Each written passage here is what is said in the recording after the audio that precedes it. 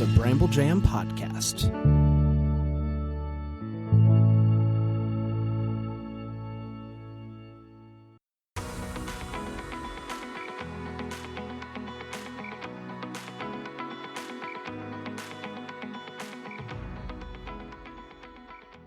Welcome to Girls Gone Hallmark, a Hallmark review podcast. I'm Megan, and I'm a longtime Hallmark fan.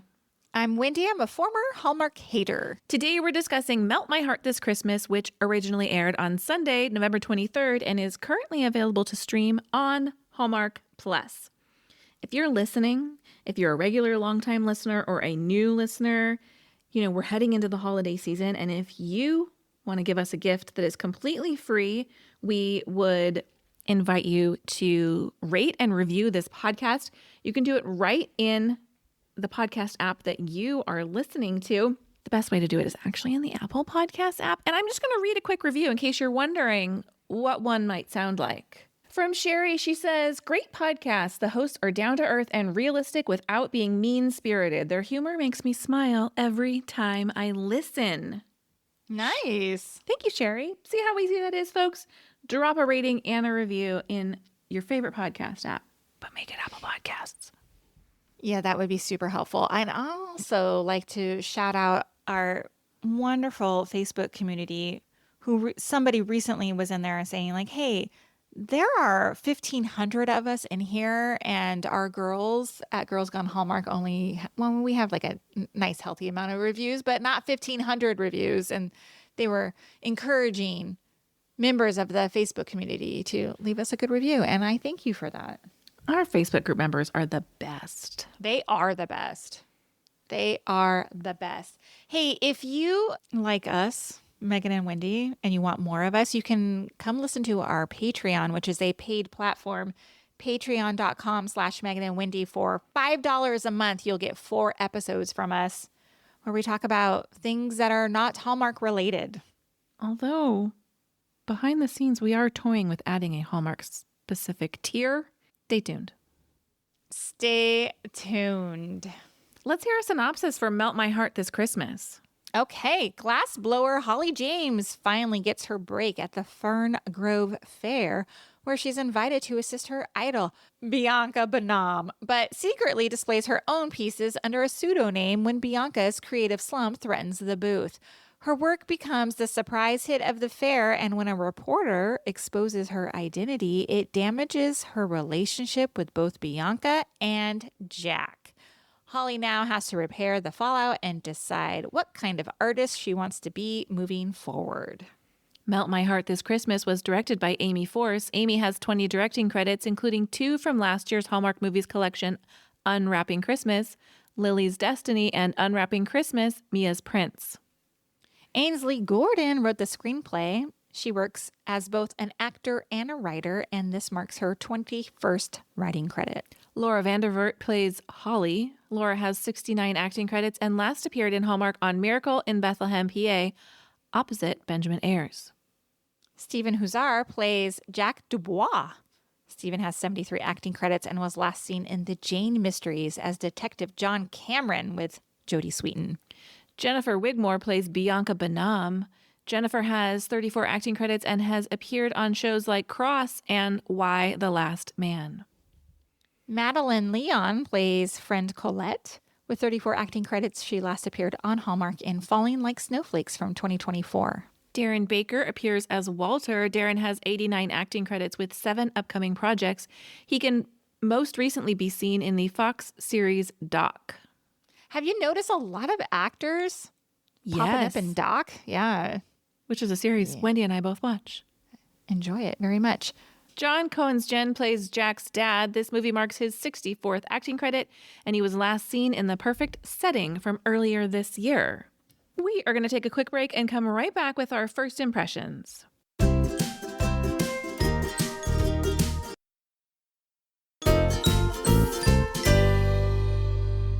Hey, Wendy, what is your first impression of Melt My Heart This Christmas? Well, listen, there's eye candy in this movie, and for once, it's not Stephen Huszar. Oh. I'm talking about the ornaments. I know. Not his dad. Like there was no other man in this movie. I didn't think you were talking about his dad. I'm talking about the freaking ornaments were gorgeous. My first impression is it must have been absolutely freezing on the set of this movie. When was this filmed? I don't know. When it was snowing and freezing and you could see their breath, and I felt very sorry for them because it must have been chilly. Yeah, that opening scene when they're in the fair and they're outside and it's just like breath. I'm like, whoa, it's cold wherever they're at. Very, very. The Great White North. Well, let's talk what you liked about this movie. Surprisingly, I have a healthy list. And I know, okay, look, Megan and I have chatted a little bit via text about this movie. Spoiler, Megan didn't like it. I enjoyed it. Now, I don't know why. Because I went in with rock bottom expectations. Sure, I know. I even from like, months and months ago when news of like the movies were trickling out for Countdown to Christmas, I was like, this reads like an acquisition. And the only way I say that, the only reason why I say that is because at the time, IMDb was like fully completed for this movie. Right. So I was like, well, it had to have been out here. And then Hallmark picked it up. I don't know if that's the case. I think it is the case because I saw another movie poster for it on IMDb. Oh. Or on the production company's website, actually. That's not the Hallmark poster. So I do think it was made and then shopped. Let's talk what we liked. I have a probably shorter list than you. Mm-hmm. Can we talk about the glass blowing?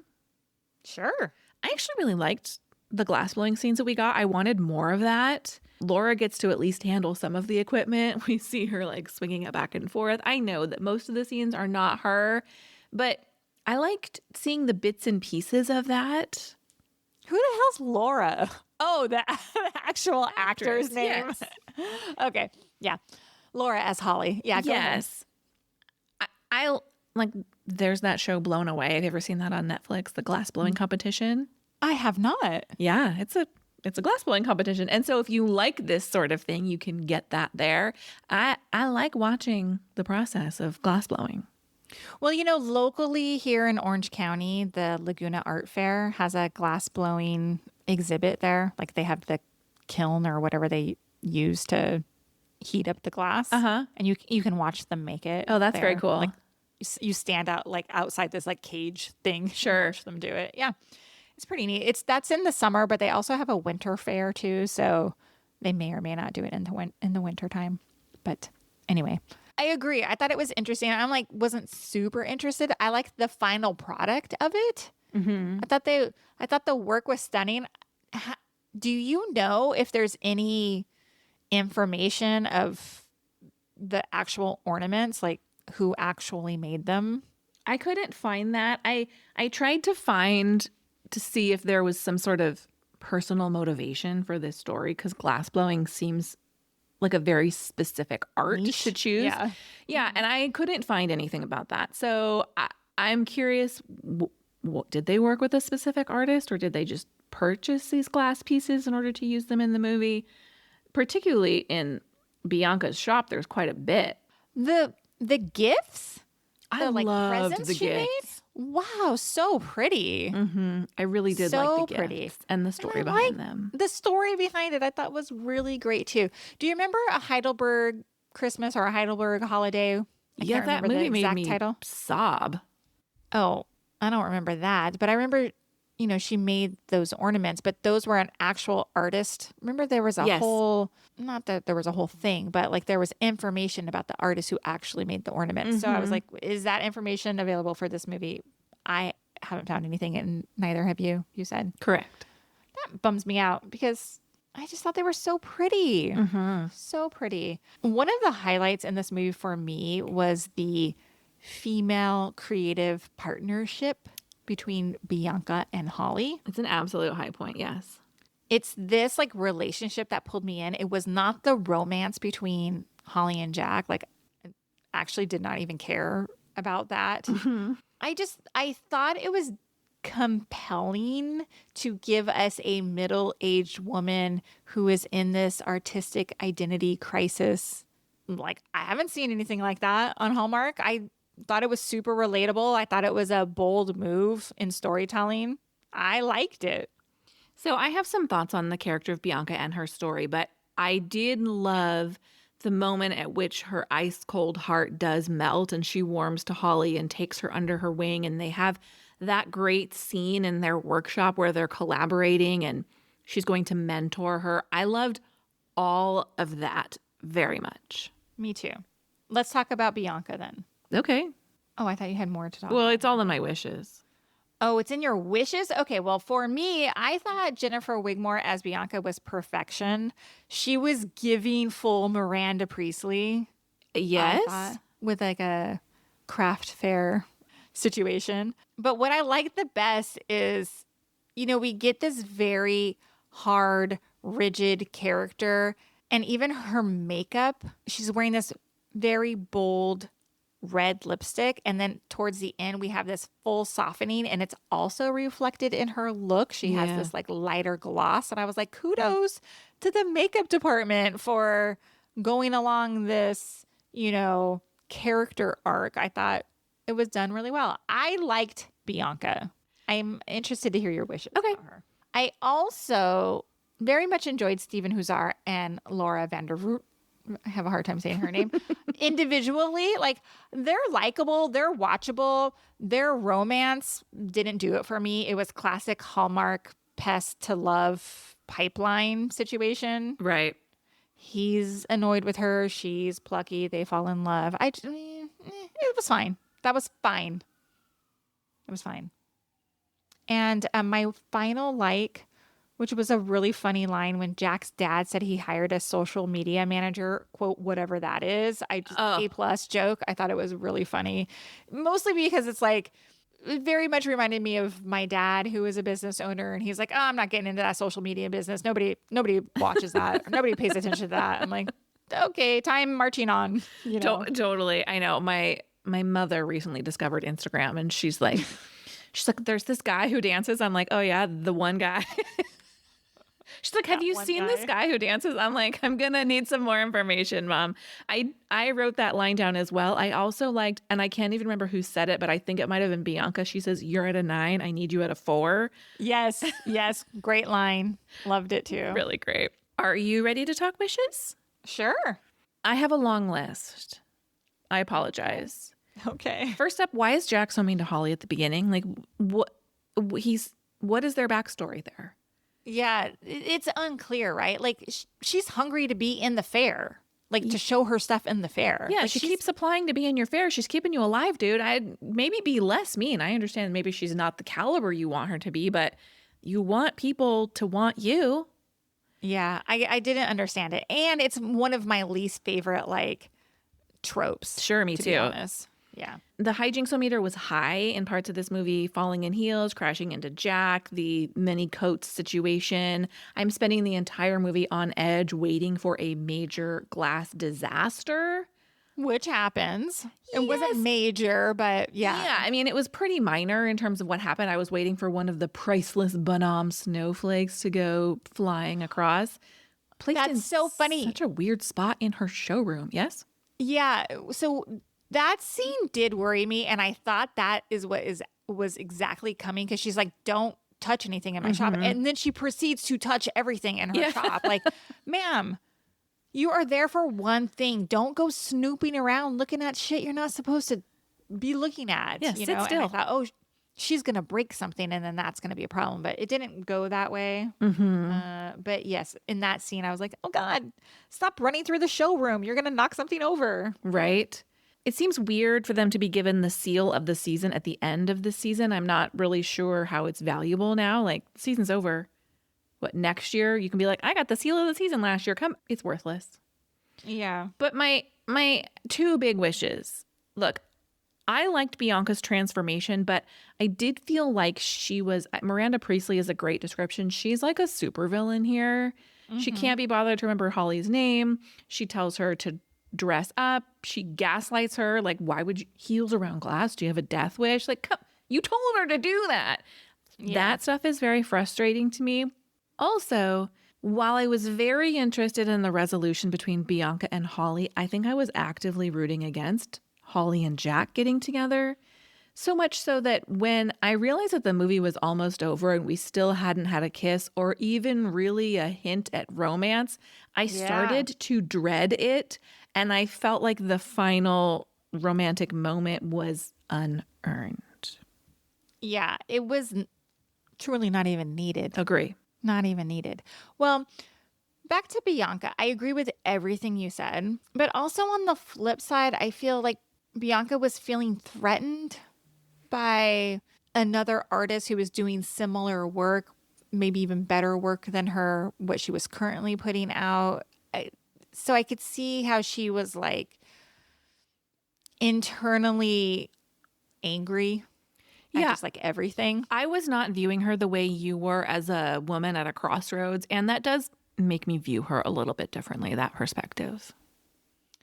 In addition, and this is one of my wishes, I do think Bianca's outrage felt thin. Like, you're mad at Holly because she's an emerging artist. Of course she didn't she's under a pseudonym. Like, you haven't been very warm and welcoming. She's not going to tell you, oh, by the way, I'm working under a pseudonym in the emerging artist booth. You know what I mean? Like, why would she tell her that? Right. But it didn't make any sense to me, like why Bianca would be betrayed because she was unaware. Because come on, give me a break. It was super manufactured. I agree. My other wish that I didn't really love was the marketplace drama of like, we might lose the market storyline. Yeah, what are you doing with this space year round? Like, you might have to sell the land. What, the 6 weeks that the fair is not going on, what's happening there? Yeah, okay, so that's a good question because like the Laguna Art Fair, right? Like I said, it runs in the summertime for several weeks and then it runs in the wintertime. But off season, I don't know what the heck they do there. Maybe have events, but other than that, I have no idea. I don't know either. I wonder who owns that. Those are great questions. But when they're in this position of needing to make more money, it seems like, okay, do something with this the other 10 and a half months out of the year. Make it a pumpkin patch. Make it a Easter egg hunt. Make it. But those are my only two wishes. Well, let's talk. Did you see that? This was real snow, obviously. Yes. Right? My question is, I kept noticing that the marketplace, there's snow all over the marketplace and people are like walking on top of like the packed snow. Now, I'm born and raised in California. I don't know what that's like, but I thought that there would be like somebody would shovel that so that you can walk without walking on top of snow. Am I wrong? Well, I don't know. I mean, it seemed to be actively snowing through a lot of this movie, so maybe it was hard to keep up with. I don't know. It just seems dangerous to be walking on top of snow, like thick snow. I don't even know how to describe it because it doesn't snow where I live. Yeah, I mean, people who live where it snows are definitely walking on snow all the time. Really? Yeah, I mean, things aren't automatically shoveled at every moment. So, yes. Ugh. Can you imagine your pants are wet all the time? No, it would be miserable. I would be terrible at it. I would hate it. You referenced earlier, but Holly in those high heels, you thought it was like too hijinksy, but several times they showed her like almost roll an ankle. Yes, I was nervous for her. Someone with thin bones like myself, this is watching a horror movie unfold. I was like, that is so painful. Yeah, I was concerned for her. Crazy. What else do you have? I have a couple in the opening scenes where she's bringing her balls to the table of emerging artists. They're just in a box, like with crumpled paper. I was like, these are very fragile. Be a little more careful. We get our third Taylor Swift reference of the season. Yep. She's like, I got you T Swift tickets. And I was like, my gosh, we just talked about this. I'm like, another one? Like, God, we need to put that on a bingo card because holy heck. Who knew? I know. We need another pop culture touchstone in these movies. Also, in the final live stream, first of all, I always have issues when they're like, we went viral. I'm like, your craft fair's not going viral, people. I don't care who you are. But they have 24,000 people watching the final live stream. And my notes say, I think effing not. I apologize, but also no. I thought it was funny too, because like then all these people start streaming into their craft fair and he's like, what's happening? All of He's like, well, I guess you went viral here too. I was like, nope. No. And they were just waiting outside on their phones, happened to see it. Come on. I don't like these we went viral moments. Yeah. Well, I really thought about this a lot too. I was like, who's interested in this? Well, I'm sure there is an artist community that is interested in like glass blowing or like these craft fairs or whatever, but viral, I don't know. Look, I might watch, like you said, like the Laguna Art Festival. Like I might watch, reels that they're posting and be like, oh, that might get me to go. But those reels aren't going viral. They just might get shared amongst the locals. Yeah. Well, what did you rate Melt My Heart this Christmas? I gave it 3.5 stars. I gave it 3 stars. You didn't hate it as much as you said you did. I didn't hate it at all. It just wasn't my favorite movie. I think there's been worse. Oh, absolutely. Absolutely. Hey, thank you for listening to this episode of Girls Gone Hallmark, a Bramble Jam podcast. If you love this podcast, we love your 5-star ratings and reviews, as you heard read at the top of this episode. Go ahead and leave them in the podcast app you're currently listening to, and we will be back next time with more Hallmark reviews. Goodbye. Bye.